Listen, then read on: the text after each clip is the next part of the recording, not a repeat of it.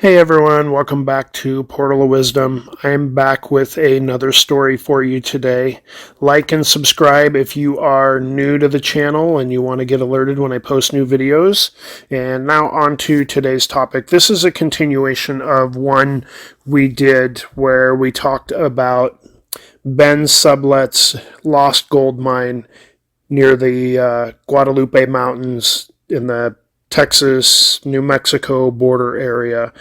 And we did a story where we kind of told the whole story of the gold mine. Now we're going to talk about what a lot of the researchers and experts and the really good treasure hunters, what they think, what they've said about it, where they're looking, and kind of go over a lot of those different things. So there have been a lot of clues that have popped up in the various different accounts that have been told by various people, because there have been a few people that have found the mine. They found it and they lost it, and there's been certain details they passed along, things they've remembered, and even if they couldn't find the mine again, they remembered details when they did find it the first time, because Ben Sublett did share some details and guided a couple of people to the mine and gave some more details to other people. And Ben's son,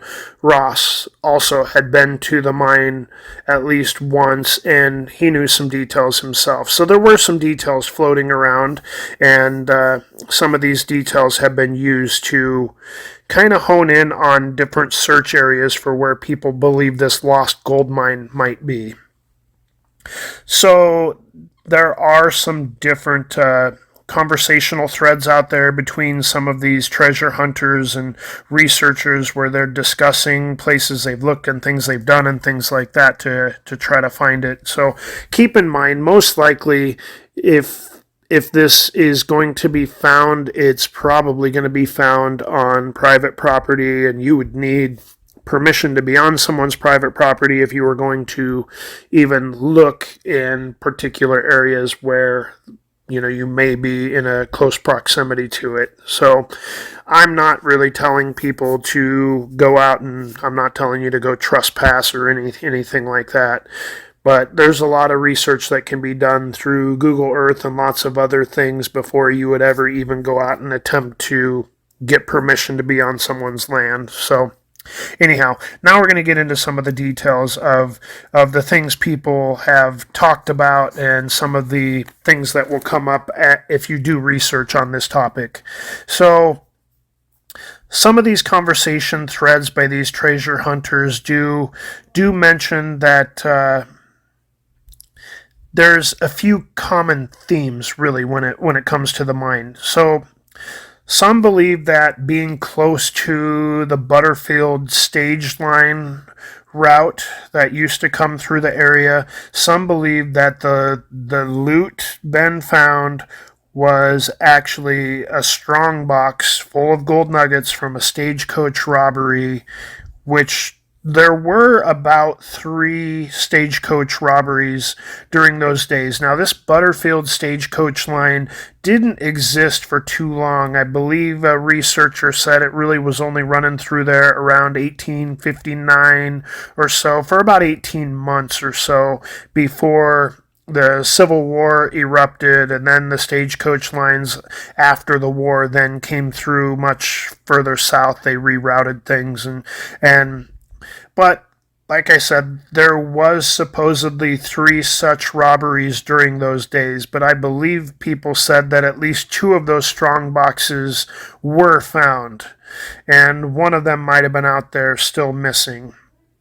So some believe it may have been a cache of gold hidden in a remote cave, or something from some stagecoach robbers. But this doesn't really match up well with a lot of the details out there of climbing, down a rope, down into a canyon, and, that's nearly inaccessible. It sounds like a difficult place to get a strong box full of gold. So I think a lot of people discount that.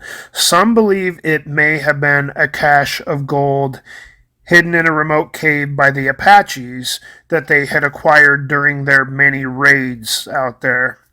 And so it seemed like this could have been a possibility. And others believe that it was most likely an old Spanish mine from the 1600s, which also seemed like a possibility because the Spanish were in the area and they did have a lot of mines and they had missions up and down the Rio Grande River and everything too, which wasn't too far away. So, probably not a stretch to think they had been in those mountains and looking for gold too. So, those were those were some of the other situations that people believed were a possibility for the mine. If it wasn't just purely something Ben stumbled upon and was mining, gold out of or whatever, that it could have, fit one of those type of situations. So another researcher though had talked to a man that grew up on a ranch in the Rustler Hills area. I've seen it referred to as Rustler Hills or Russell Hills, and I'm not sure which one is actually correct. I believe it's the same hills they're talking about. So there's a ranch in the Rustler Hills southeast of Guadalupe Peak. And Guadalupe Peak is in the Guadalupe Mountains. It's the tallest mountain in Texas. So there's a ranch there southeast of Guadalupe Peak. And this man's father told him that Ben Sublett used to come camp out at a spring on the ranch. And he states this would be in the Chico Ranch area. So most people believe that the Lost Mine is not actually in the Guadalupe Mountains National Park, but they believe that it is south of it or most likely southeast of the Guadalupe Mountains. So I believe most people are thinking it's more in the foothills as you approach the Guadalupe Mountains. So most believe it is a mine, of course, due to Ben's son, Ross, his recollection of a cave or a mine in a canyon.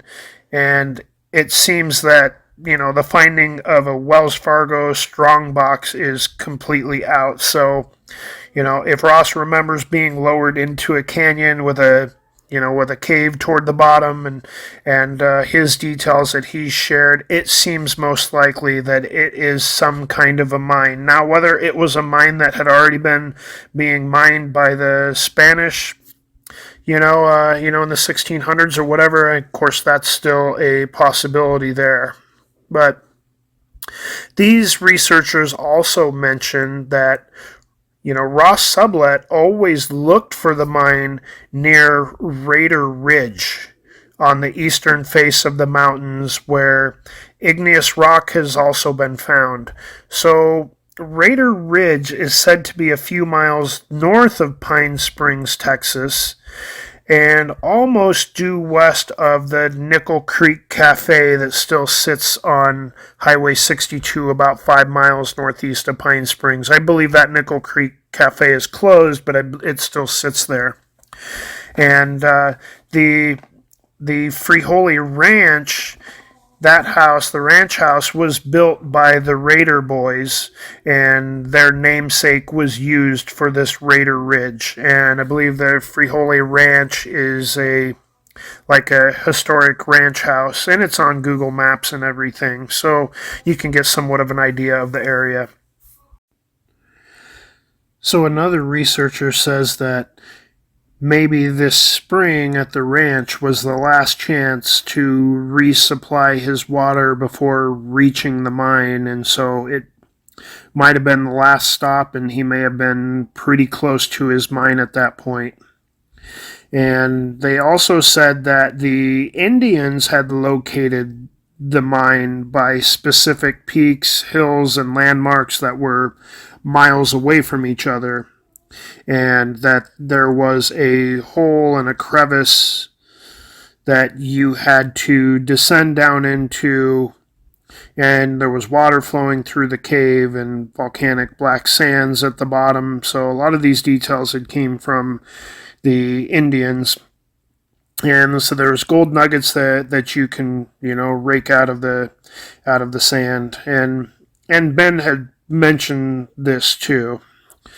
So it sounds like it was essentially a sinkhole, and may have even been the same mine as the Lost Adams diggings, is what some of the researchers think.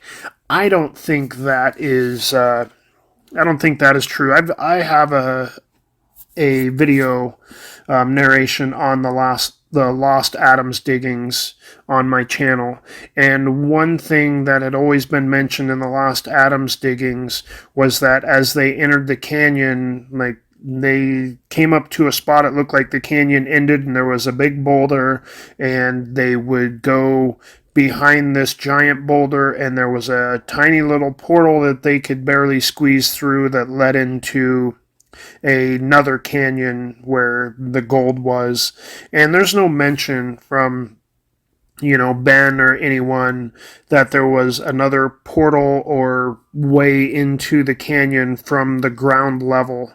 I would imagine that Ben would have looked around this canyon, and it sounds like it was more of a sinkhole with maybe a volcanic vent portal that maybe had some gold and maybe had access to, a bit of water coming out of it. I would have imagined that he would have checked, and maybe I don't know if the water just disappeared back into the black sands, if it came out of the cave and it was just kind of a bit wet down there, because if there was an exit for the water, like a stream, I would imagine that someone would be looking at that and try to find a better way to not climb 75 feet down into a canyon with ropes and everything. So for those reasons, I don't think it makes sense that it was the Lost Adams diggings also.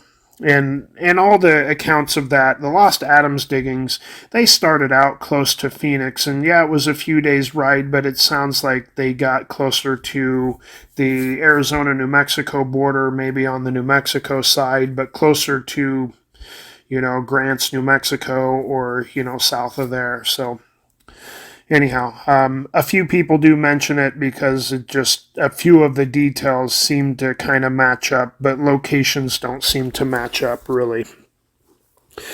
So there are other landmarks and features that are mentioned by many that believe that they are in close proximity to the mine.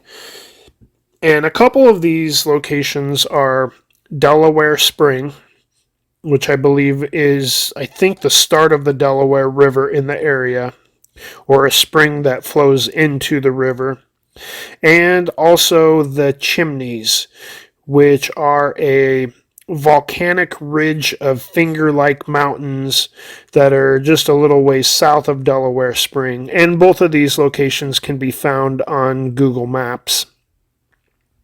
Also, some of these researchers say that Ross did say that the mine was about 6 miles from a spring. So I imagine some of these details, mileages and things like that, he probably heard some of these details from his dad. So if Ross was told that the mine was about 6 miles from a spring, or from the last spring that they got their water supply from, that's probably approximately legit and correct. But now, which spring was it? Was this Delaware Spring that they're talking about, or another spring, like a spring on the ranch near the Frejoli Ranch House, or some other spring? We don't really know. Also, Burrow Spring is mentioned a few times too, and Burrow Spring is about 1.25 miles northeast of the Chimneys, so it's in very close proximity to the Chimneys and not too far from Delaware Spring either. So it was mentioned that in a few of the accounts they mentioned the Chicos. They're also mentioned, and I wasn't sure what the Chicos were. And then when I looked at the The Chimneys location, just a little south of the Chimneys, maybe a half a mile south or so, there is a Chico Draw. So some of these name locations seem to match up in a pretty close proximity. You're getting a few of these different details. And some of these details may have been shared by people that had made it to the mine once. There's a couple people that made it to the mine and then weren't able to find it again. And so there's probably a few details they passed along too, hoping that their family members may be able to find it. But a lot of the researchers do think that Delaware Spring is the spring that is the one that's 6 miles away from the mine. And it was said also that the mine was 1 3/4 miles or so from a seep spring. So apparently there's a small little seepage type of spring that is much closer. And some of these researchers and experts, I don't know if we're going to call them experts or not, but some of them think they are. And they've done a ton of research. So some of these researchers think that this seep spring could be Burrow Spring. And it's hard to know what springs were flowing how well over 100 years ago. Some springs dry up. There might be some springs now that didn't exist back then, and it's, really hard to tell.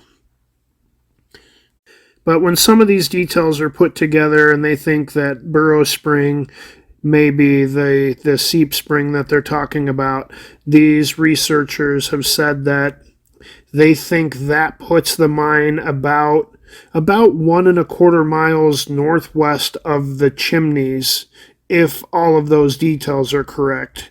Now, I think that's a lot of that is based on Delaware Spring being the correct spring that Ben had resupplied his water in. If that is not the correct spring, then none of those details are correct. But that's what some of the researchers are believing, or that's what they think. So also people mentioned that Ben Sublett would leave Odessa for his gold field and he would head west and he would cross the Pecos River and he would be back in Odessa in 2 to 3 days' time, meaning he did not venture too deep into the mountains and most likely stayed in the eastern hills of the Guadalupe Mountains. So people had figured that he could maybe do 20 to 40 miles per day in his wagon. And so those people that have looked at some of those details have claimed that there's incorrect researchers that have also said that they thought he was going all the way up by White Sands, New Mexico, and had a mine up there. So these researchers are pointing out that they believe that those people are definitely wrong. He wasn't gone long enough a lot of the times when he came back with gold to have ever made it up into New Mexico and, in that area. Even though White Sands isn't terribly far, from there, there wouldn't be enough time for him to be gone, 2, 3, 4 days time and then be back in Odessa. So they think that puts him in the eastern foothills of the Guadalupe Mountains just by what people were noticing when he disappeared into the mountains and would come back with gold.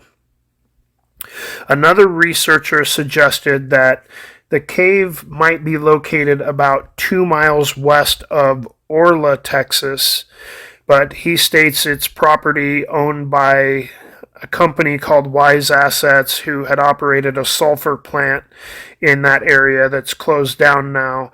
And I think he stated this because he had explored the area and I believe there were a lot of caves in the area. He didn't give his exact reasoning if he just thought he was in the right general area and there were a lot of caves and maybe some sinkholes and stuff in the area and he thought one of them might be the right one. But he also did say that this area was known, it was a known sulfur mining type of area, and he said some of those caves there contain hydrogen sulfide, which is deadly, kind of like carbon monoxide. It could suffocate you. And he said if he ever was going to go into any of those caves in that area, he would definitely have some kind of a monitor with him to monitor for the bad gases in the caves and prevent issues that could cause. But apparently he was going to do some research in the area, and he had permission from the company, and he was doing some other type of research, not looking for the gold mine.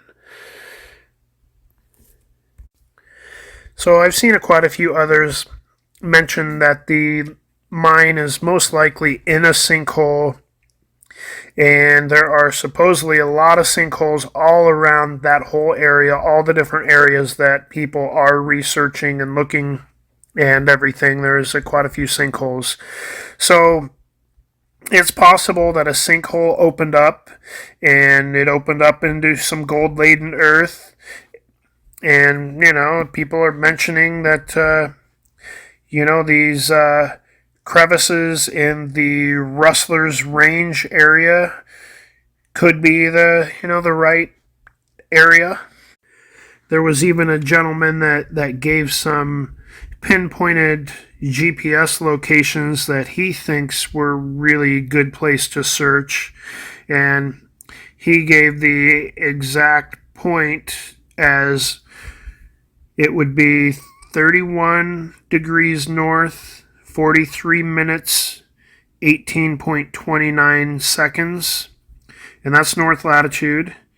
And the west latitude he gave as 104 degrees, 11 minutes, and 43.86 seconds.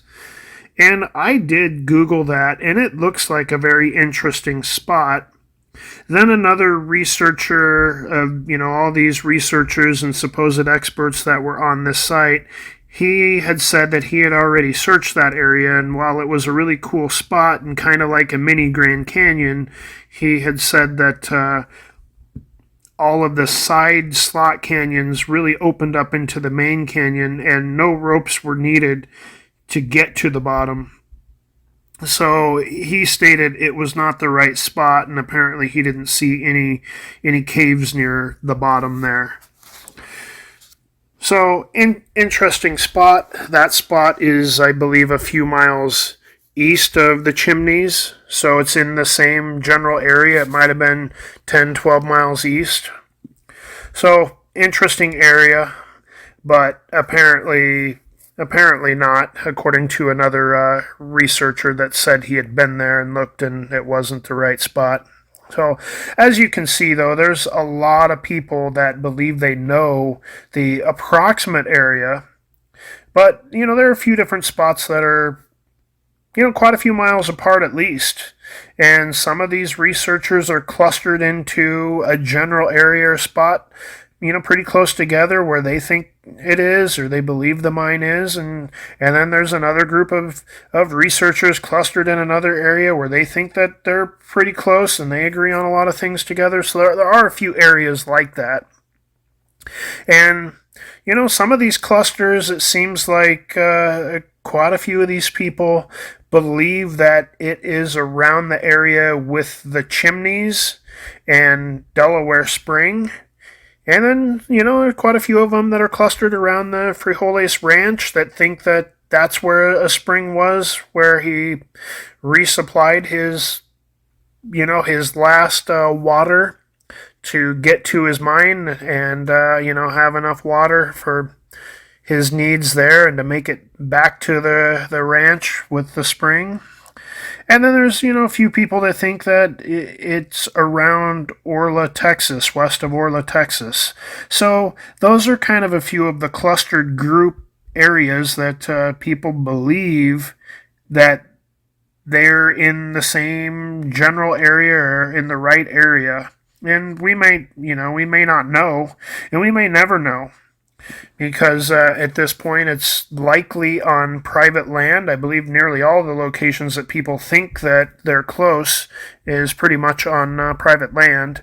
So it's probably a challenge to get onto some of these lands to even try to find the treasure if you wanted to, or the gold mine. But I love these kind of stories with this mystery, a little bit of the Wild West, and lost mines and treasures, that adventurous spirit of those trying to find it. And, we have a lot more tools today than we had, back in Ben Sublett's time. And, now we have GPS and Google Earth and a lot of things like that can help us determine where to search and look for places that may match some of these details. But I'm not telling anyone to go out and look for it. It can be dangerous, of course. There's, all kinds of things out there. You could definitely get injured, and there's rattlesnakes out there. You don't want to run out of water, or, there's a lot of things like that could happen, not to mention, the private land issue. And, you're not likely to be able to keep it if you did find it, because likely it would belong to someone besides you, unless you made a deal with a landowner if you found it that you're going to split the money or something like that. But anyhow, but you got to get permission to go on people's property, and that's getting harder than ever to do with this whole legal world that we live in, where everyone's scared that someone may get hurt on their property and try to sue them. I know people didn't worry about that so much, probably 60, 80 years ago or longer, when, people have been looking for it. So it might have been easier to get permission in those days, but they didn't have as many tools to try to find it. So it could be a challenge either way. Sometimes it can just be fun just to go out in the countryside and take little road trips and go past some of these these locations, like, the chimneys and some of these other locations, and know that you may be somewhere close to the mine, even if you don't, get out of the car and, try to go look for it. Just kind of have a little bit of an adventurous, trip down some backcountry roads and everything. So that can be kind of fun sometimes too. But I don't know. Maybe someone knows where the Blue Mound is. That's something that has come up multiple times. That's probably a good starting point to locate the Blue Mound, and then see how far you can see with a telescope. Although I don't think it was said if the mine could be seen, or if you could just see a couple of the landmarks. You would need to then get to those landmarks and then look for other landmarks, or whatever the situation is. But anyhow, that is what some of the researchers and experts have had to say about the Ben Sublett gold mine and where they are looking, and some of the places that they're looking, some of the landmarks that have popped up. So if you like these kind of stories, you can let me know if you have thoughts. If you're a treasure hunter and you've looked into things and you think you know some things, you can post some things in the comments too. And, thanks for listening, and you can let us know your thoughts in the comments. Thanks.